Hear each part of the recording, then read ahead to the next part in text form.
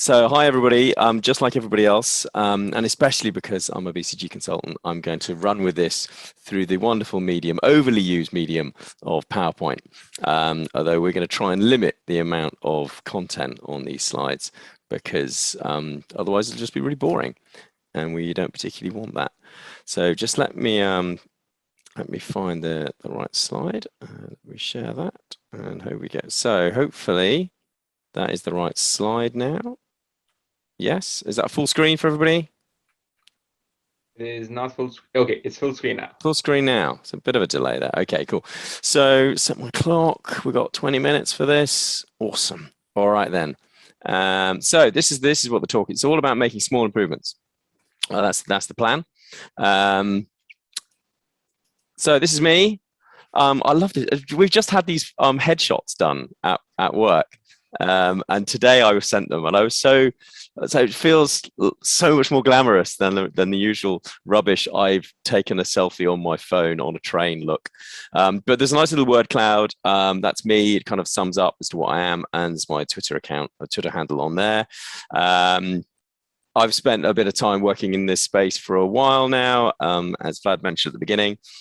So hopefully, some of you I recognize on the chat screen as well. So hopefully we'll all get to know each other in the long run. So what are we going to try and talk about? So what I want to talk about a little bit is the fact that a lot of the frameworks, a lot of the conversations that take place, a lot of these meetups, and very much so, a lot of the trainings that you may well be suckered into or mesmerized by are painting this picture of this utopian, idealized future state, where everything is awesome and things are just things are perfect. And they basically are selling you a vision of how you could be. This allows people to feel very good about themselves because it allows them to feel that there's a bit of hope, that they can be better, that they can improve, and that we can achieve something we don't currently have. Now, I want to challenge a lot of this kind of marketing, a lot of this kind of messaging, because I feel that a lot of this is actually it's shiny. But it's too shiny. What it actually is, it's unicorns, right? It's unicorns and rainbows. And by that, what I mean is it's unachievable. So talking about the ideal state, talking about utopia is interesting, but it's not very useful. If you talk to a large organization, I think if you're talking to a small organization, like a really small organization, I don't know, 10 employees, 50 employees, then you have the opportunity to be able to step into that future state with a single plan. You go, this is what we're going to do. We're going to change a few things, and there we are. And we've got our new future world. The vast majority of us do not exist in those kind of systems. The vast majority of us are working in large enterprises that have grown through the 20th century. They adopted all of those classic structures and policies and principles that were legacies from our industrial revolution. And as such, we are so far away from this utopian state that it is very, very hard to be able to understand how to try and achieve it. And this is what I really want to kind of focus on. I quote somebody better than I am. It's not about your process. It's not about where you will be. That's not actually what it's all about. And if, as professionals in this space, this is not really where we need to be focusing on, it's very easy to talk about the ideal state, to put up an org chart which has lots of cross-functional, small, dedicated, passionate teams. Yes, of course we all want that, but we don't have that. It's very nice to be able to put up those nice flow charts and even if you take something as heavyweight and should we say, controversially, non-agile as a safe chart flow plan, it's very hard to be able to understand how you're going to achieve it. What's really important is to understand how the organization is able to change. it's not about the destination, it's all about the journey. This is where most of the frameworks, the pitches, the presentations expect you to be starting. There is an implicit assumption that sits inside nearly all of the Agile theory that you have the ability to be able to build or structure anything you want. We start from a green field, an open space full of opportunity and hope and passionate, willing, hardworking people who are just desperate for somebody to share some pearls of wisdom as to how we could only work. If only somebody would tell us a good framework and an organizational design and some governance models from which we could work from, and then all issues will be resolved. But you see, that's fundamentally naive. And it's the one element of all of the Agile marketing which is so insidious, because nobody really wants to admit that they're not in that place, which makes it very much easier to sell to somebody. It's like selling dieting pills. This is actually far closer to how our organizations currently seem to operate. It's full of complex, fast-moving parts, groups talking to each other who aren't talking to other people. You've got silos of activity. You've got disagreements. You've got conflicting objectives. There's internal competition.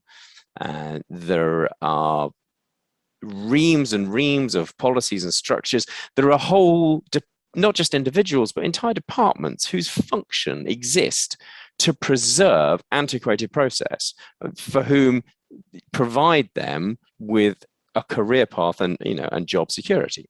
This is the world we're in, and when you have to start from this perspective, it's an awful lot harder.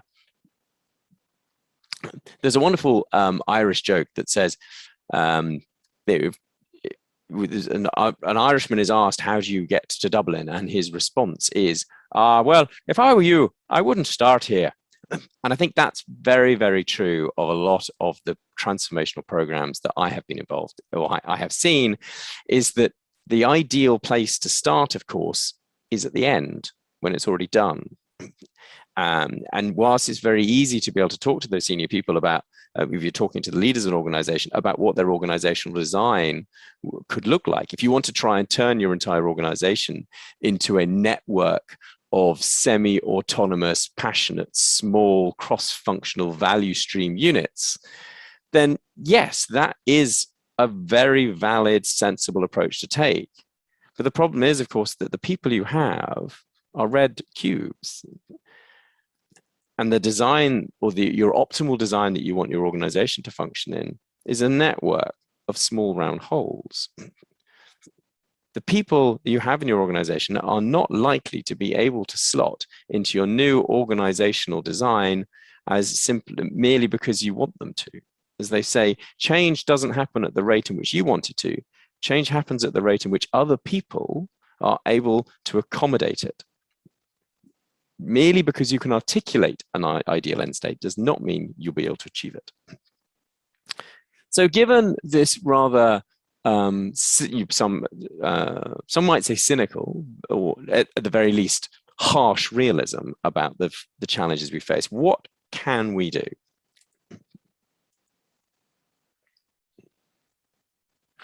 I'd like to put this that I think there's 5 steps to trying to make a difference. And it's 5 steps that help you to work with your organization to help them to understand where it is that they need to be trying to get to. So step 1, we need to self-assess. We need to measure ourselves as an organization. We need to ask as an organization what actually matters. Not, are we perfect? Let's not worry about that. Let's not worry about whether our organization represents some futuristic city with flying cars, but more, what is important to us, and are we measuring it? Because, as they say, if you don't measure it, you can't improve it. But it also allows us to be able to understand the consequence of any action that takes place from that point. Are we trying to be faster? to deliver? Are we trying to grow market share? Are we trying to have better customer relations? Are we just trying to generate more revenue? But also internally, do we want to have fewer lines of communication? Do we want to have fewer dependencies for any deliverable? Do we want to have fewer issues or fewer activities in flight at any one time? Now, all of those things are great. All of those things are good ideas, but every organization will have a different set of priorities, a different perception on what is important. And it's not just understanding what is important, but also being able to measure it, being able to put a metric against it, and a consistent way of understanding if we are making progress. Also, going through an exercise of self-assessment will also ensure that there is a degree of honesty. If we're looking to try and measure our waste, then all of a sudden, immediately you do that, we start watching the amount of cupcakes we do. Merely by measuring, it's something called the Hawthorne effect, that merely by measuring something, people become much more aware of its importance, and therefore, the measure will actually start to be changing, even without any active interference, merely because people realize that this starts to become important. If you start to measure things, then the true reality, the true horror of our situation not only becomes apparent, but it becomes the new truth. You can no longer hide, you can no longer brush your issues under the carpet and pretend that everything is hunky-dory, everything is smooth and content. Those simmering issues of lack of alignment, those simmering issues of a complete absence of psychological safety from poor leadership behaviors become unavoidable. And once they become unavoidable, once those issues are on the table, then they become an opportunity for you to be able to take action. Step 2, no sacred cows. What I mean by this is there are certain things with an organization that say, oh yeah, you can change that, it doesn't matter. And there are certain things you can't. Absolutely, you cannot possibly change that because that's the policy. What I would urge an organization to do, if they're looking to try and to be better, to move towards their utopian state, is to reflect on the policies and practices that they have as sacred, as immutable, as non-negotiable, and talk to them and allow them to explore as to why they are non-negotiable. Many practices and policies within organizations are there because they used to be essential. And they used to be essential because of a context that existed that is potentially no longer present. One of the previous speakers talked about context is king, and that's absolutely critical. And the thing I would specify is that context is king at every point in time. The reason that process was invented was because at that particular point, it became essential for the survival, the safety, the compliance, the efficiency of the organization. But since that point, many things have changed, which means that that policy is no longer valid. It used to be the case that London taxis had to have, by law, a bale of hay in their back. And this is because this was to ensure the welfare of the horses that pulled the taxi. Now, that law stayed in place long after the horses had left our streets and were replaced by internal combustion engines. Now, in fairness, nobody actually enforced that law after that point. But I think you get the point that you can find areas within your organization who are preserving something that no longer holds any value. You need to be able to get your senior leaders to acknowledge or to accept that as we look to try and change, as we look to try and improve, we need to reevaluate the things that we have taken as read. Step 3. Conscious ignorance. We need to have some conversations around the fact that we do not know. And this is really hard. It's one of the things that consulting organizations especially struggle with, because there's an expectation that when you speak to a consultant or a consulting organization, that they know the answer. And the better the consulting organization, the more you pay that consulting organization and the harder the problem, the more you feel a desire to ensure that they do have the answer. Now, within complex adaptive change, and there is nothing more complex than the network of human emotions that exist within a large multinational, multidiscipline organization, it's unknowable. It's not just that we don't know, it is that it is unknowable. And it's that unknowability that is most important. So we have conscious ignorance. But what's important is that we know that we don't know the full consequences of actions. And like diving into a shallow pool, or jumping, when we jump into a shallow pool, we're likely to want to do that from as small a height as possible because we don't know if we're going to hurt ourselves. As soon as we acknowledge that we don't know the consequence of our actions, it encourages us to make small changes. It encourages us not to try and leap to that full end state because we don't really know what's going to happen. Step 4, change needs to be the new normal. This is what I mean, the analogy here is of a chair and somebody getting up from a chair, but they're not moving to another chair. We're not getting up from this chair and moving over to that chair and then sitting down and being sedate and content with our state. We're moving from being sitting to walking, and we will continue to walk for that point on. So the walking, the change, becomes the new normal. Once the organization gets into a head that actually things will always change, a number of things happen. One, it means that the fear of the change is mitigated because we can always change direction. And secondly, the idea that we would be able to withhold something or preserve something because there's only a change, and if I can survive this change, then I can keep going in my traditional manner, becomes lower, because even if you miss this cut, the change is still coming. It's omnipresent, and as such, it will ultimately always affect you. Step 5, accept the debt. I found a really good analogy on this one recently. That is to shoot a bow, to use a bow, to fire that arrow. The first thing you have to do with the arrow is drag it backwards before you can fire it forwards. If you try and fire an arrow purely forwards without ever drawing it back, without pulling your arm back, without pulling that drawstring back, then it has very little power in that shot and it won't go very far. Sometimes to make something make a difference, you have to bring it back. You have to accept a degree of cost, a degree of debt. In the same way that if I want to buy a house, chances are what I will have to do is I will have to accept a large quantity of debt to gain a greater benefit. I will have to take on a mortgage to gain my house, to gain that benefit. And there's always going to be a necessity for an organization to, at certain points, accept that the step that they take to try and improve something will have short-term pain for long-term gain. Now, the key thing here is to enter into that experiment with some clear boundaries. How much pain are we willing to tolerate? How fast do we anticipate our benefit to be? And if we don't if we exceed the pain, or if we don't achieve the pain within the set parameters that we set ourselves, then we need to revert back and try something else. It's not acceptable to shoulder yourself with unlimited debt without any ability to pay it off. In the same way that you can't pull that drawstring back without limit, because at some point the bow will break.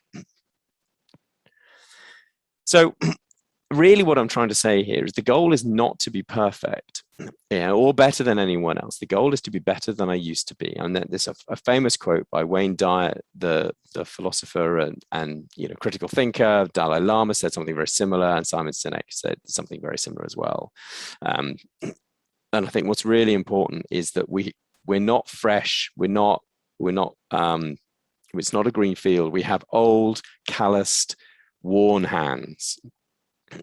And we have a little bit of opportunity. We have little time. And the challenge always is, how do we use the little time that we have to try and make a difference?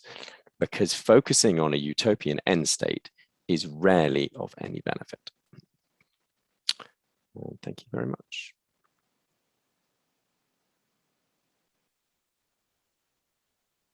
All righty. Should we have a final round of applause? Yes.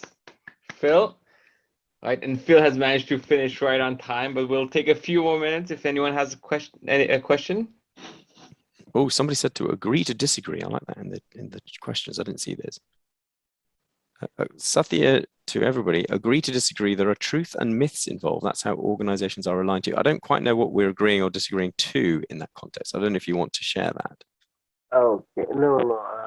I saw I think from your deck there was a shiny image and then followed by a whale kind of a portrait image. And from your presentation, and there was above there was a quote as well. So I just followed the chat actually. Oh, okay, no worries.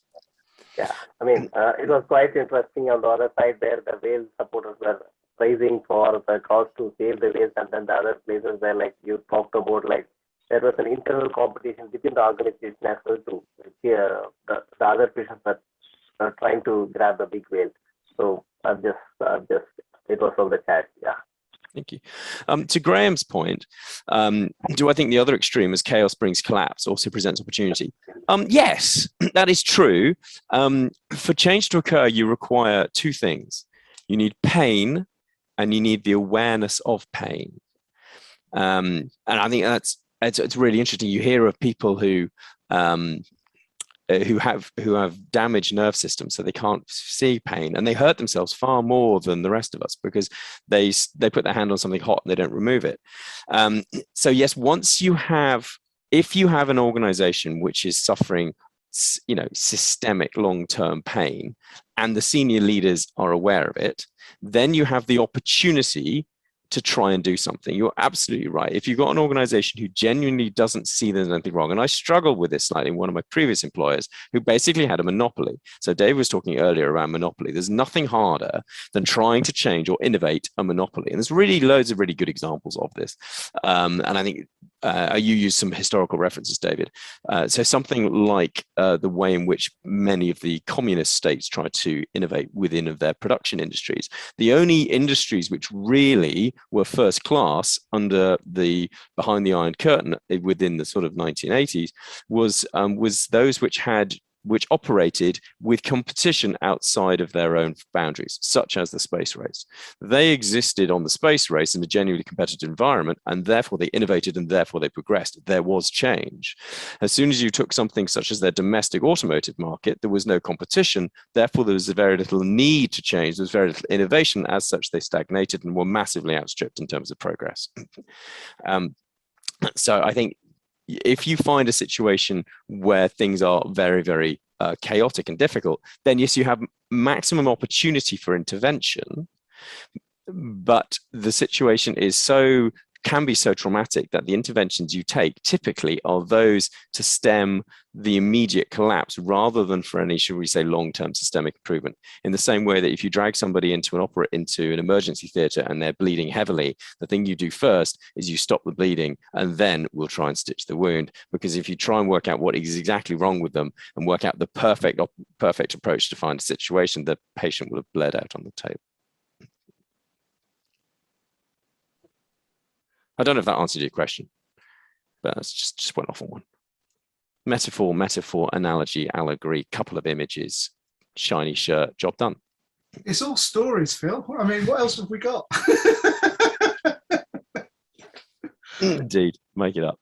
I think there was one more question from Shirley. What happened? Shirley, do you want to ask it yourself or should I ask it for you? Oh, you can ask it for me. That's fine. So I guess what happens if no one agrees about the journey and they just want the result? How do you persuade them? What you mean? Nobody agrees that we want to take small steps. We just want to go to it in one huge leap. They just want guaranteed results, basically. How do you guarantee or persuade them that actually change isn't like that?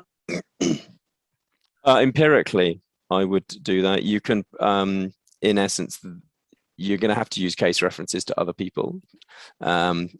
Senior people like to listen to other senior people.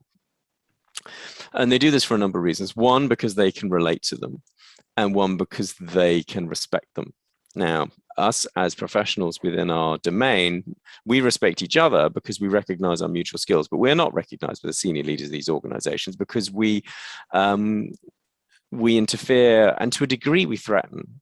We threaten because we know something that they don't fully understand, and we are uncomfortable in situations where we feel that somebody else knows more than us on a topic that should be probably important.